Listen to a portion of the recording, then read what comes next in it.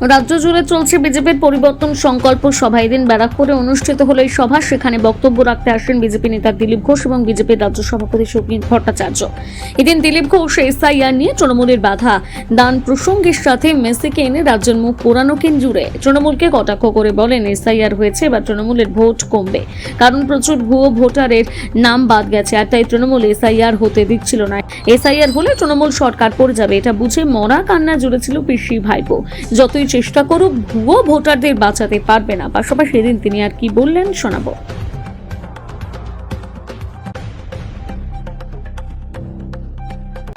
Ration খেয়ে নেবে, আপনার ছেলে মেয়ে বাইরে যাবে, ওরা এসে এখানে কাজ পাবে, তাই এটা বন্ধ করতে হবে। এসআইআর যখন শুরু হলো, দিদিমণি তার নেতা নেত্রীরা গর্জন করছিল, করতে দেবো না, হাত কেটে দেবো, পা কেটে দেবো, রক্ত গঙ্গা বইয়ে দেবো, গাছে বেঁধে দেবো। কি হলো? আজ সুর শুনুন দিদিমণি, কলকাতা থেকে কুচবিহার চিৎকার করছেন, ইলেকশন কমিশনকে চিঠি লিখছেন, বন্ধ করুন, বন্ধ করুন। কেন? ভাইপো যাচ্ছে ইলেকশন, বলছে আমার কান মুলে দিয়েছে, আমাকে আঙুল দেখিয়েছে, আমি রাস্তায় গড়াগড়ি দেবো, আমি সভা করব। কেন? এসআইআর তো সারা দেশে হচ্ছে, দু শব্দ নাই। বিহারে 65 লক্ষ নাম বাদ গেল, এখানে 1 কোটি যাবে, 58 গেছে খালি, বাকি রাজ্যে রাজ্যে যাচ্ছে, এখানে মরা কান্না কেন? না, মনে হচ্ছে যেন এসআইআর হয়ে গেলেই টিএমসি সরকারটা পড়ে যাবে। আর সত্যি সত্যি পড়বে। মমতা ব্যানার্জি জিতে আসেন ভবানীপুর থেকে, সেখানে 44,500 নাম বাদ গেছে। ববি হাকিম কি বলছেন? যত নাম বাদ দিন, আমাকে হারাতে পারবেন না। 66,000 বাদ গেছে, হিয়ারিং চলছে। শশী পাঁজার কাছে 54,000 বাদ গেছে, 70-72,000 পর্যন্ত একটা বিধানসভায় নাম কাটা গেছে। 2.5 লাখ, 3.5 লাখ যদি ভোটার হয়, 50,000 যদি বাদ যায়, ভাবুন আপনি, 15-20-25% ভুয়ো নাম আছে, আর তার থেকে 20-30,000 পেলে ওটাই লিড। বিজেপি টিএমসির ভোট গলায় গলায়, অনেক জায়গায় আমরা এগিয়ে আছি, খালি ভুয়ো ভোটটা মেরে দিয়ে জিতে যাচ্ছে, ওইটা বাদ যাচ্ছে, দুধ আর জল জল হয়ে যাচ্ছে। তাই এত চিৎকার চেঁচামেচি, এত চিন্তা।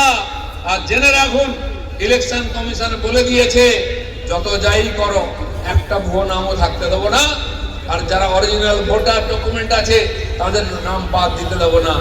এমন গামছার মতো নিংড়াচ্ছে না, এমন নিংড়াচ্ছে, খালি ঝরঝর করে জল পড়ছে। টিএমসির অবস্থা দেখুন, সব ভুলে গেছে এখন, খালি এসআইআর বন্ধ করো, ভোটার বাঁচাও, পারবে না। চেষ্টা করে দিল বিহারে, কত চিৎকার চেঁচামেচি, ভোট চোর গদ্দি ছোড়। একজন 50-52 বছরের যুব নেতা আছে, এই স্লোগান দিয়েছিল। ভোট শেষ হতেই উনি গায়েব হয়ে গেছেন, বুঝে গেছেন কি হবে, খুঁজে পাওয়া যাচ্ছে না বিদেশে। আর রেজাল্ট কি বেরোলো? বিহারের লোক ভালো করে পালিশ করে দিয়েছে, এমন দূরবীন নিয়ে দেখতে হচ্ছে কংগ্রেস কোথায় আছে, বাকি পার্টি কোথায় আছে, আর যে ভোট চোর বলেছিল তাকে খুঁজে পাওয়া যাচ্ছে না। কেন? সারা দেশের মানুষ আজকে বুঝেছে, মোদি হ্যায় তো মুমকিন হ্যায়। বাড়িতে বসে বসে 5.5 বছর রেস পাচ্ছে, গ্যাস পাচ্ছে, বাচ্চারা পড়াশোনার জন্য স্টাইপেন্ড পাচ্ছে, লোন পাচ্ছে, বয়স্করা ওষুধ পাচ্ছে, একমাত্র বিজেপি 28 কোটি মানুষকে অতি দরিদ্র সীমা থেকে উপরে তুলেছেন 10 বছরে। বাকিদেরও তুলবো আমরা। সারা দেশ থেকে এখানে মানুষ এসেছিলেন, এখন কিন্তু তারা ফিরে যাচ্ছেন। ছেলেপুলেরা চাকরি নেই, বাকরি নেই, আইন শৃঙ্খলা নেই, উপার্জন নেই, ব্যবসা নেই, ফিরে যাচ্ছেন। মমতা ব্যানার্জি খালি স্লোগান দিচ্ছেন, এগিয়ে বাংলা, এগিয়ে বাংলা।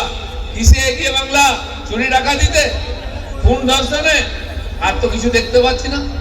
দেশের স্বাধীনতার পর এই পশ্চিমবঙ্গ ভারতবর্ষের মধ্যে সবচেয়ে এগিয়ে ছিল অর্থনীতিতে।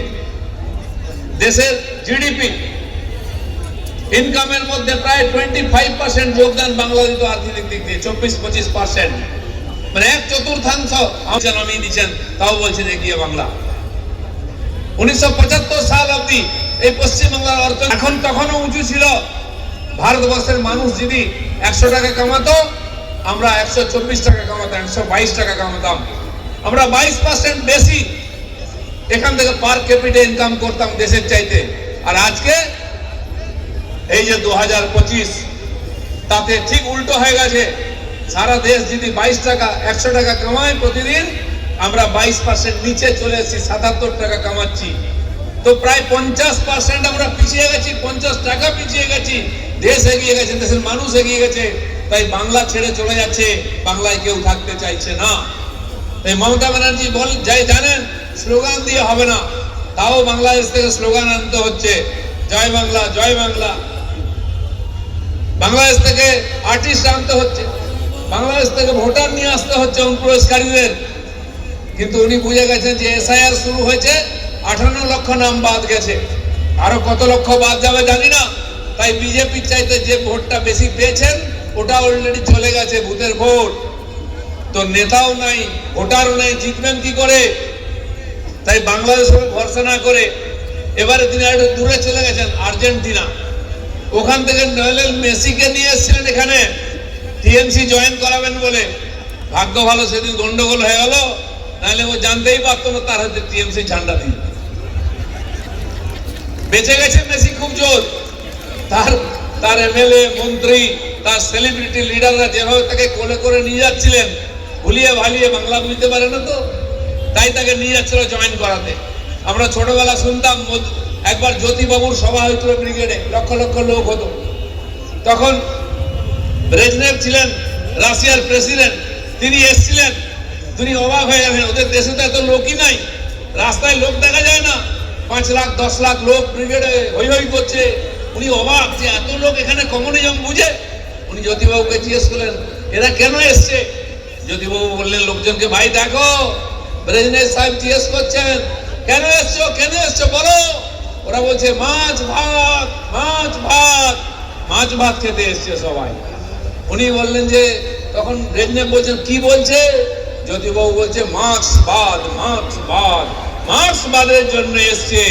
তাই মেসি বেচারা বাংলা বলতে পারেনি, চলে এসেছিল, ভেবেছে শ্রদ্ধাঞ্জলি, তাকে সম্মান দেবে, তাকে টিএমসি জয়েন করাতে নিয়ে এসেছিল। যদি এখানকার লোক গন্ডগোল না করতো, ঝান্ডা ঠিক ধরিয়ে দিত।